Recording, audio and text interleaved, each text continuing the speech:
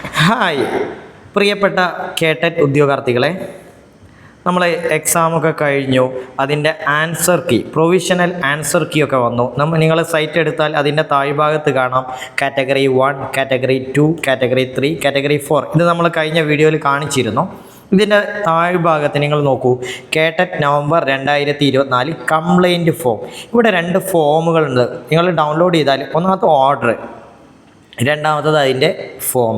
അപ്പോൾ നിങ്ങൾ ശ്രദ്ധിക്കേണ്ടത്, നമ്മൾ എന്ത് ചെയ്യും, കേട്ടറ്റ് എക്സാം പ്രൊവിഷണൽ ആൻസർ കീ നോക്കിയാൽ ചില ക്വസ്റ്റ്യൻസ് ചിലപ്പോൾ മിസ്റ്റേക്ക് വന്നിട്ടുണ്ടാവും അല്ലേ? അവരിട്ട ക്വസ്റ്റ്യൻസിൻ്റെ ആൻസർ കീയിൽ മിസ്റ്റേക്ക് വന്നിട്ടുണ്ടാവും.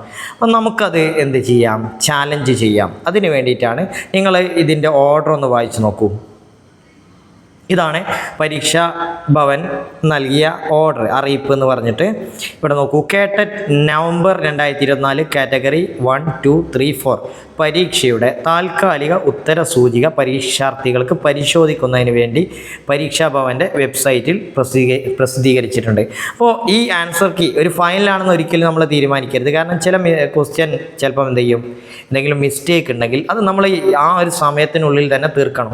ഉത്തര സൂചികയെ സംബന്ധിച്ച് പരീക്ഷാർത്ഥികൾക്കുള്ള പരാതികൾ ഈ വെബ്സൈറ്റ്, 2 വെബ്സൈറ്റ് തന്നിട്ടുണ്ട്. ആ വെബ്സൈറ്റിൽ ലഭ്യമാക്കിയിട്ടുള്ള മാതൃകാ ഫോറം, അതാണ് ഞാൻ നേരത്തെ നിങ്ങൾക്ക് കാണിച്ചു തന്നിട്ടുള്ളത്.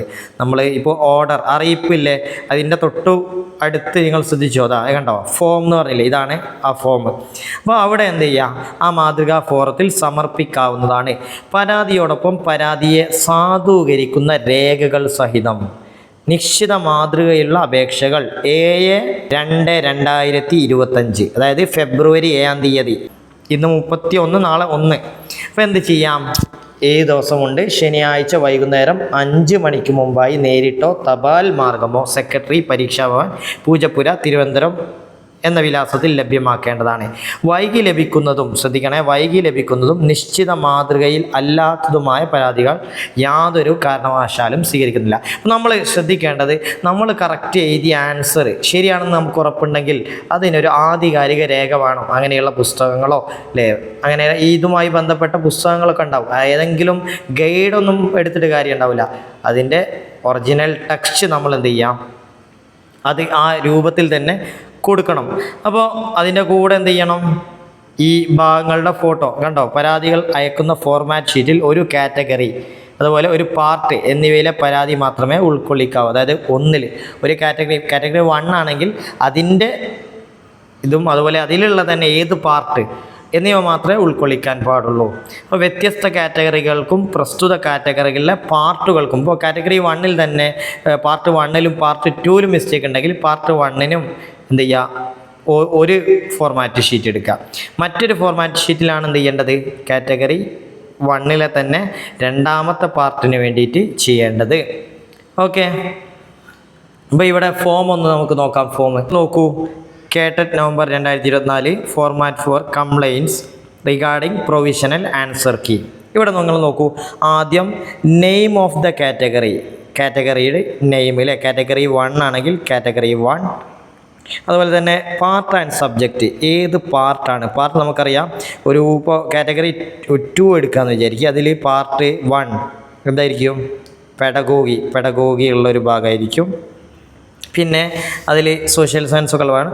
പാർട്ട് 2 അല്ലേ, പാർട്ട് 2 ലാംഗ്വേജ് ആയിരിക്കും. അതുപോലെ തന്നെ പാർട്ട് 3 2 ലാംഗ്വേജ് ഉണ്ട്, മലയാളം, ഇംഗ്ലീഷ്.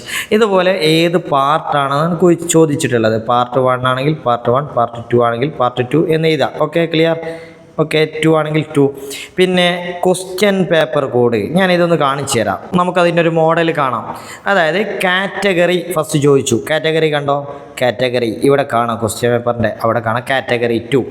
പിന്നെ പാർട്ട് ഏതാ, പാർട്ട് 1 കണ്ടോ, നമ്മൾക്കറിയാം പാർട്ട് എത്ര പാർട്ടുകളുണ്ടത്, 30 ചോദ്യങ്ങളിലെ ചൈൽഡ് ഡെവലപ്മെൻറ്റ്, മാത്തമാറ്റിക്സ് ആണെങ്കിൽ അല്ലെങ്കിൽ സോഷ്യൽ സയൻസ്, അതുപോലെ തന്നെ പിന്നെ വരുന്നത് ഇത് പാർട്ട് 1 കേട്ടോ. ഇതൊക്കെ ഈ ജനറൽ സയൻസിൻ്റെ ചോദ്യങ്ങൾ, സോഷ്യൽ സയൻസ്, ഇതെല്ലാം ഉൾപ്പെട്ടിട്ടുള്ളതാണ് പാർട്ട് 1. അടുത്ത ലാംഗ്വേജിൻ്റെ 2 പാർട്ടുകളുണ്ട്, ഒന്ന് പാർട്ട് 2, പാർട്ട് 3. അപ്പോൾ പാർട്ടും ക്ലിയറായി. ഇനി അടുത്തത് എന്താണ് ചോദിക്കുന്നത്, കംപ്ലൈൻറ്റ് ഫോമിൽ നോക്കൂ, ക്വസ്റ്റ്യൻ പേപ്പർ കോഡ്, അതുപോലെ സെറ്റ് കോഡ്.